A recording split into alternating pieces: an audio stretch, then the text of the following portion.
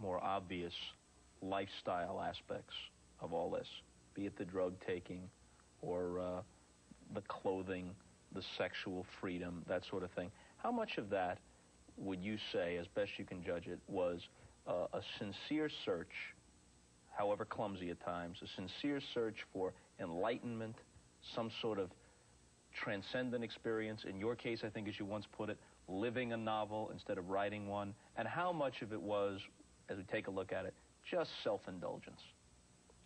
I'm not speaking of Ken Kesey, I'm speaking of... I know what you mean, but I think when we're talking about acid, I mean, you can self-indulge yourself in a lot of drugs that turn you into yourself.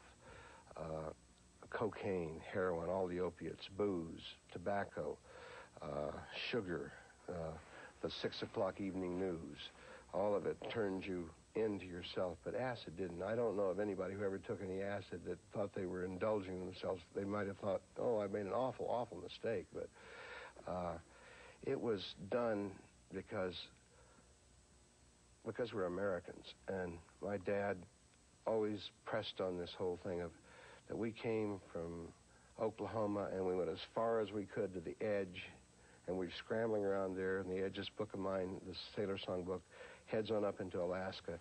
But it's part of our tradition to be out there on the edge, seeing what's going on, looking over the edge. And the pioneers, you know, whether it's Jim Bridger or Timothy Leary, are always catching hell from the establishment. No, get back from the edge, get back from the edge. You'll lead a bunch of kids over the edge. You'll have a bunch of kids shooting up glue and trapping beaver.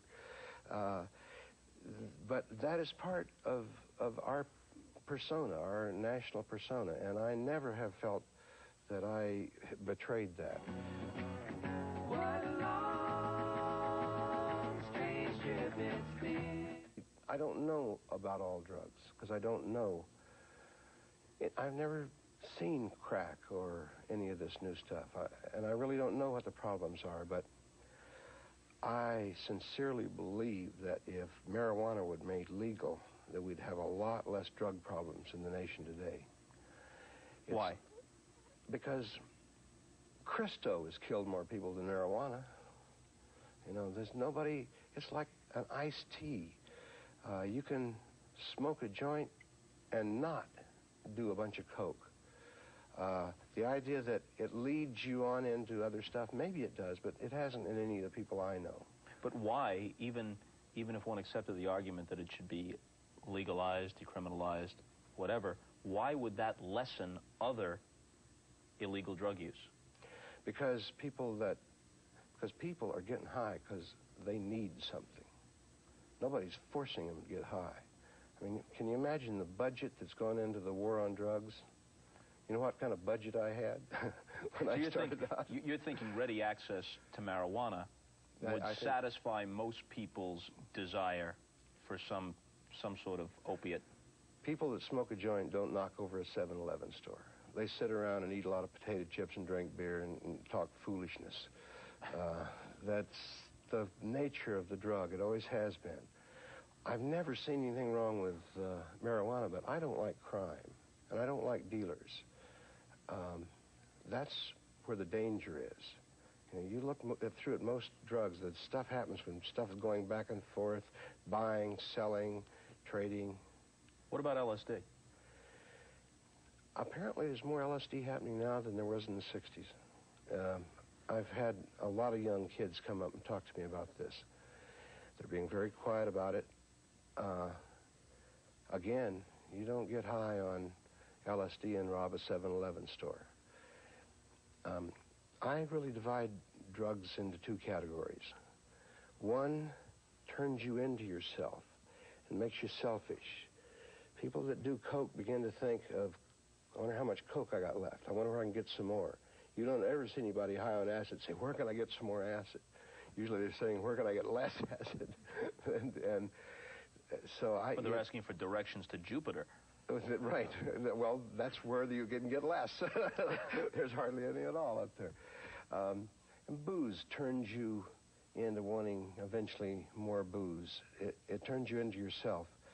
The people, and really, I I'll take a little bit of LSD to go up on the hill on Easter and pray. Today? Yeah. And I found that you don't need a great, huge tuning fork to find E. Your little bitty tuning fork will do it. If I gave you a 15-second soundbite to say, in general terms, what your point of view on it is, how would you sum it up? That I think an American citizen has the same right to the privacy of what goes on in his mind as the American woman has the privacy of what goes on in her body. What happens inside of us is ours. When I go in my house and shut the door, I mean, I don't want anybody advertising dope to kids, but you can advertise camels to kids. I don't want anybody advertising LSD to kids, but you can advertise beer to kids. I just want to go inside my house and shut the door and examine the walls of my skull. And this doesn't seem to me that far from what Emerson was doing and what Thoreau was doing and what Mark Twain was doing. And I don't feel like we are off base in this examination. We may be wrong. It may not be good for you. It very well may not be good for you. But until we can have an open discussion on it, and because nobody wants to hear the other side, you know, and if you're connected with the government or with the media, to get up and say, and the only one that said it is, oh, what's his name, Buckley, and then who's that, the other guy? It's not Charles Kuralt, but he looks like him. Hugh Downs. Hugh Downs actually got up and said that marijuana should be legalized, and I thought, well, shoot, Hugh, you better than I thought.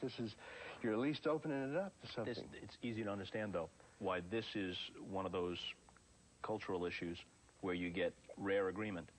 People on the right who, as a generalization, are culturally conservative have never been comfortable with it. On the left, people see what drugs, and let's not make any distinctions, they say, they see what drugs have done to the inner city, to the inner cities, to the core of life, the effect it has on crime, and they figure this is too much of a national emergency to bother with any of these distinctions. It's all drugs, it can't be good, let's hit it full force. I agree, it's a problem, and we should hit it full force, but we should go at it with the best modern thinking we can, not sound bites and party polemics and posters. They don't work. These kids are not taking drugs because they've been forced down their throat. They're taking drugs because that American dream has been closed off to them, and this is their only way they can see to rise above themselves. The fact that these kids are taking something to get high means that they need to get high, and religion ain't doing it. Our national dream class act on, you don't feel them joining in, and I'd love to see it. I'd love to see it, all that energy, young energy, joining behind it. But jumping up in front of them and saying this, to believe that's going to work, that's ad agency thinking. It's a great notion follows 2 or 3 years later. You've scored big, not just commercially, but critically twice while still in your 20s. It's not as if you've gone away. There have been magazine articles, there have been other books, some have been collections of stories. There's a novel coming out in August. It's not like you've gone away, but many people would say that it peaked with sometimes a great notion. Do you feel they have a point? Many people have to check USA Today to see if they had an orgasm the night before. They don't really believe anything unless it comes through the media. I have a large body of work that hasn't come through the media. A year or so ago, we took the bus and headed around through various places here in California, Las Vegas, and we've been doing it fairly regularly, and we've got a good chance to take it to Europe this fall. But here's what I'm working on now. I've been doing these kids' readings. I've got kids' books out, and I love doing these kids' readings. I've got a reading up in the Fairview Children's Hospital in San Jose, day after tomorrow. I start off reading my sea lion story, which takes place 1,000 years ago. It's an Indian kid story, written for kids about 14 years old, maybe younger, 12. And then I read my Little Trick of the Squirrel story, which I've performed with the New York Philharmonic. It's been made into a ballet. I've performed all over the world. And it's a story taught me by my grandma. And I love it. It's a great story. And I've learned something, is that you go to New York and I read or submit a novel back in New York, all I do is go up or down in people's estimation. That's all I can do. I'm not going to change anybody anymore. But when I read these kids' stories, there's a look comes in their eyes. They go, ooh. And I love it. I'm actually changing these kids. And the people, the parents that are sitting beside them, they begin to get the same look in their eyes. Little Tricker? This Little Trick of the Squirrel. Before you go, I'm going to explain to you something about this. This was taught me by my grandma 50 years ago.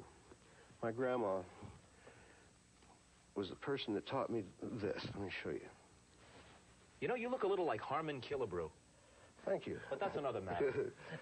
My grandma taught me this. This is back in the days before TV, before radio, before much electricity. We're sitting around the table, and the kids would put their hands out on the table. Put your hands out here like this.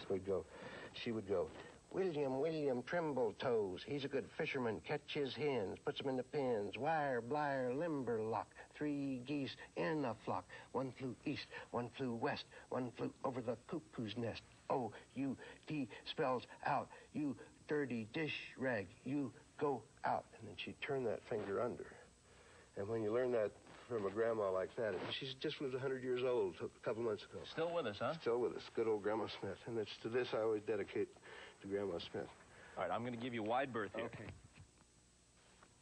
There's a story called Little Tricker the Squirrel Meets Big Double the Bear, and it starts with a long pastoral thing about how it is waking up there in Topple's Bottom. And Little Tricker waking up, and he's dreaming. But then, the finger just about touches the 27th hazelnut when a holy dad-blamed gosh almighty roar came kabooming through the bottom like a freight druv by the devil himself, or at least his next hottest hollerer. Oh, what a roar. Oh, oh, oh, and not just loud and long, but high and low and chilling and fiery all to once.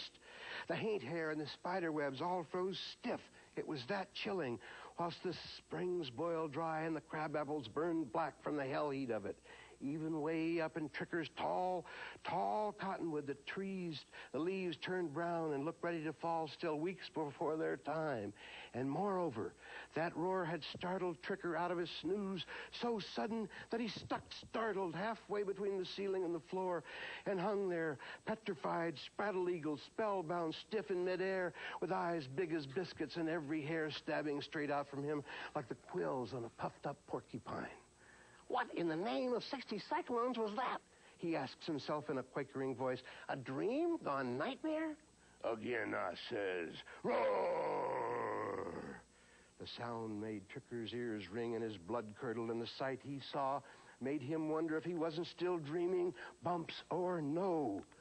I'm big double from the high wild ridges, and I'm double big, and I'm double bad, and I'm double hungry. Roar! It was a bear, a grizzly bear, so big and hairy and horrible it looked like the 2 biggest, baddest bears in the Ozarks had teamed up to make one.